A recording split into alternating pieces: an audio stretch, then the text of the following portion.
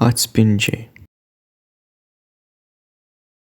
Atspindžiai – tai reiškinys, kuris supa mus kasdien. Jie atsiranda veidrodžiuose, vandens paviršiuose ir stikluose. Kartais aiškus ir tikslus, kaip veidrodyje, o kartais ir sklaidyti ir paslaptingi, kai šviesa atsispindi nuo nelygių paviršių. Atspindžiai ne tik padeda geriau suvokti aplinką, bet ir prideda grožio, harmonijos bei gilumo mūsų pasauliui. Šiandien mes parodysime virš 30 nuotraukų apie atspindžius ir kaip jie veikia gyvenime. Tai pirmą pradėsime nuo veidrodinio. Kai šviesa atsispindi visiškai nuo lygaus paviršiaus, ji išlaiko savo kryptį, o atspindėtas vaizdas būna aiškus ir ryškus. Geriausiai veidrodinis atspindys pasirodo veidrodžiuose, bet taip pat gerai pasirodo ir vandenyje, tarkim balutėse ar kitose vietose, kur yra vandens.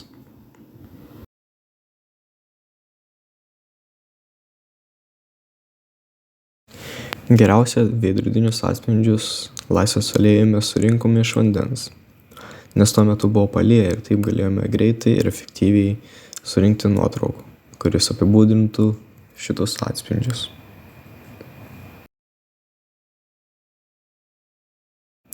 Kartais veidrodinis atspindys gali būti ir stikluose, kai nesimato vidaus. Difuzinis atspindys. Kai šviesa atsispindi nuo nelygaus ar matinio paviršiaus, ji išsisklaido įvairiomis kryptimis, todėl nesusidaro aiškus vaizdas. Difuzinis atspindys pasirodo kasdieninėse situacijose, kai šviesa atsispindi nuo nelygių ar matinio paviršiaus, dėl to šviesa išsisklaido įvairiomis kryptimis ir nesukuria aiškaus atvaizdo. Tai yra atspindžių tipas, kuriame paviršius nėra blizgus, bet tekstūruotas, todėl šviesa sklaidosi ir patenka į įvairias kryptimis, negrįždama į tą pačią trajektoriją. Kai fotografavome tokias nuotraukas, labiausiai pastebėjome, kad toks atspindys pasitaiko mašinose. Difuzinį atspindį galima matyti, tarkim, nuo matinio stiklo, kaip automobilių langų, kurie suteikia spyruotumą ir sklaido šviesą.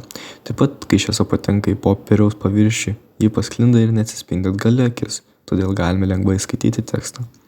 Todėl galima pastebėti, kad visi šitie atvejai parodo, kad difuzinis atspindys kasdien padeda sukurti švelnų, tolygų apšvietimą be ryškių ir aštrių refleksijų.